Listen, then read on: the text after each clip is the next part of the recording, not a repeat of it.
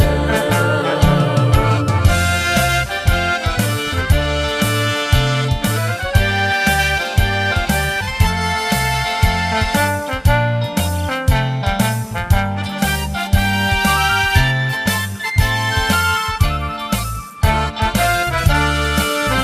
30 ปีแขวงบ่อแก้วนี้เติบใหญ่ในลาบอกใหม่หอยไตการนำพาพระป่าสะสมปฏิวัติลาวนำหน้าบ่อแก้วพัฒนาก้าวหน้าสีวิไล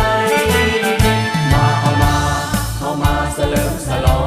งใส่โยหอมดังกองสาวใส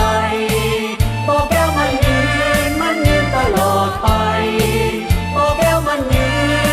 นตลอดไปสร้างลาบอกใหม่ก้าวไปสู่ความเจริญสร้างลาบอกใหม่ก้าวไปสู่ความเจริญ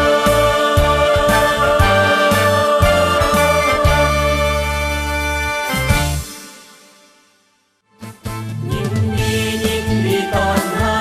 บยิน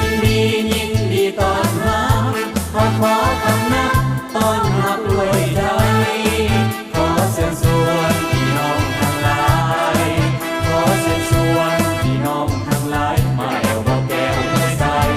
ยินดีต้อนรับแขวงบ่อแก้วเมืองอัญญามณี